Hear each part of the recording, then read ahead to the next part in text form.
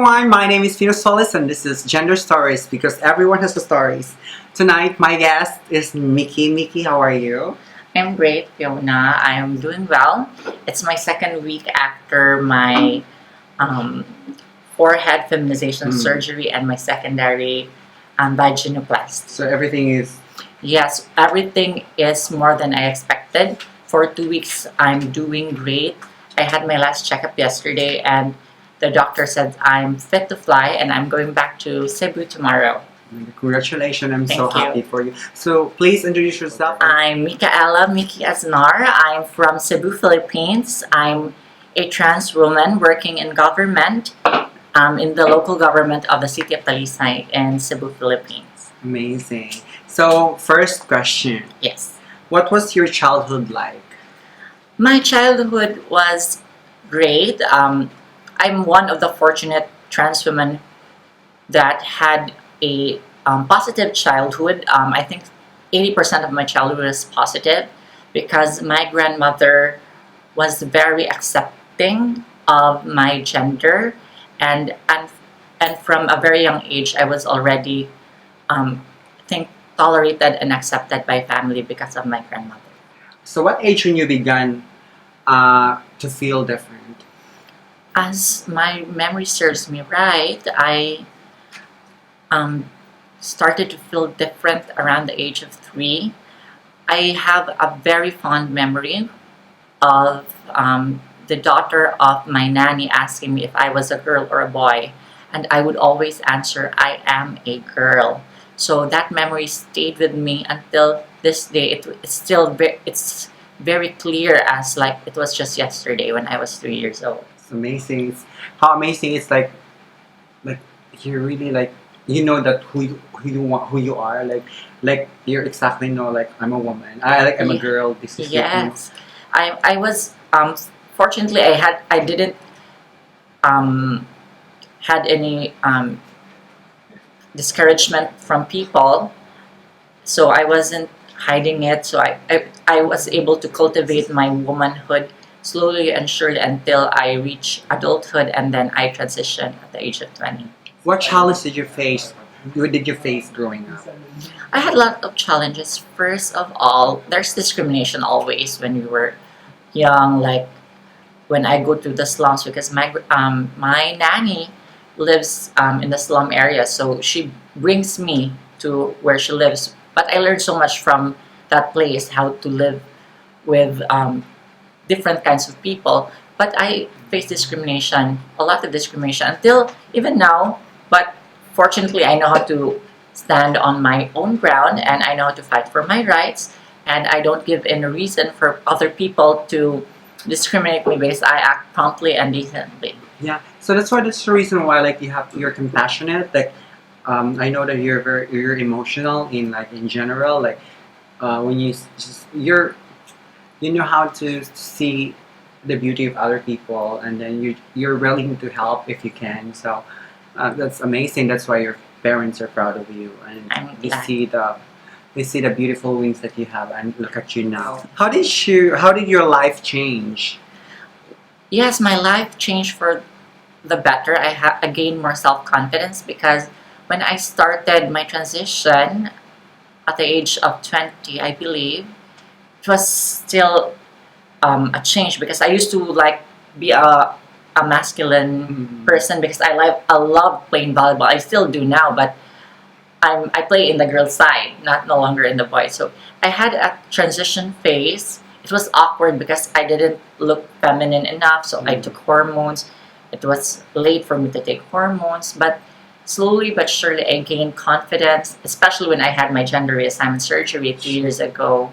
I came to realize that I am already a woman, and people start to accept me. And what is most important, I already accepted who I am. I may not be a biological woman, but I'm still a woman in my own right. Yes, that's true. How did you begin to transition? I began my transition at the age of 20. I realized that playing volleyball all the time and being masculine was not enough to become a woman, because I used to think having long hair I was already a woman. But I realized watching myself in the mirror I was too masculine, and then I decided to stop playing volleyball and focus on my hormones, and instead transition to tennis, where I can wear womanly clothes and I can play tennis. Actually, I'm the first woman, a trans woman, to be a member of the Cebu Lawn Tennis Club, Cebu Ladies Lawn Tennis Club. So I'm the first trans woman to be a member of the Ladies Elite Club in Cebu. So how do you deal with the bullying or discriminations? Actually, I deal with bullying and discrimination, especially in my city. I deal with it up front. I don't let anyone step on me, because I strongly believe on the golden rule: don't do unto others what you don't want others to do unto you. So I don't give any reason for people to discriminate me. I treat myself with respect. I act promptly. So if ever, in any case, if someone is less educated and try to discriminate me, I try my best to educate them that what they're doing is wrong, and I am protected by an ordinance that with that protects the LGBT rights in our city, which I also help to promote in our city. What advice would you give to others going through transitions now? I would advise to others going to transition now is that depression is normal. We go through highs and lows because hormonal imbalance is a great factor in gender transition. I'm actually still having to fight downs, like what you saw earlier this morning. I was crying because I'm not able to take my hormones for a month already, because I'm not allowed, because I had surgery. Correct. Hopefully I will be able to take them at least 2 weeks from now.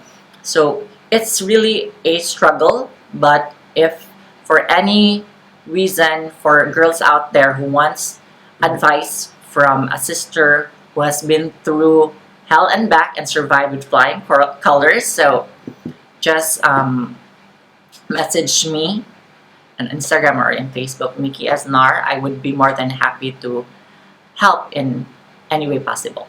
That's amazing. So I wish you good luck for everything that you manifested. So what advice would you give to their families? To the families, I'm very fortunate that my family is very supportive. That's why my transition is as seamless as possible. So for families out there, support is key for trans children, so that their transition will be seamless. It won't, the struggle will be less. I know there are still struggles, because it's hard to see your little boy or your little girl become a woman or a man. However, love is key. If you have love for your child, you have love for their soul. It's not the physical. It's more of the spirit. So Correct. support, and I wish you all the best. Correct, that's true. I think always believe that look in their soul, because our body is just a shell. Yes. So you can change even a real woman or a man. You change your appearance. Even you do Botox or any True. kind of surgery.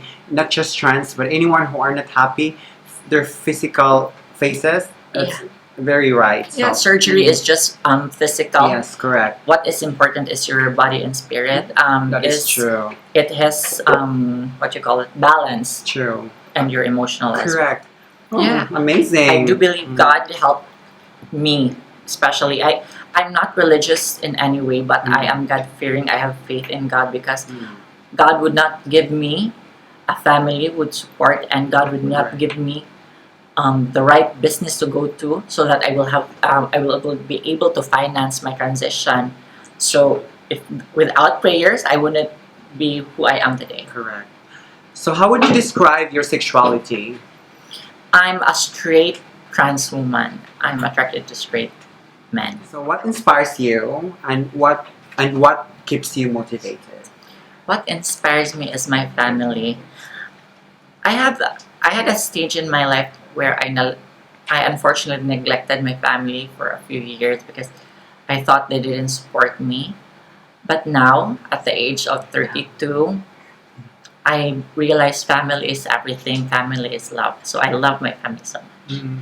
And they keep me motivated to be as successful and as a trans woman with a purpose. And I hope to make them proud with more success coming my way and reaching for my goals. What are the areas you feel are most important for LGBT to achieve equality?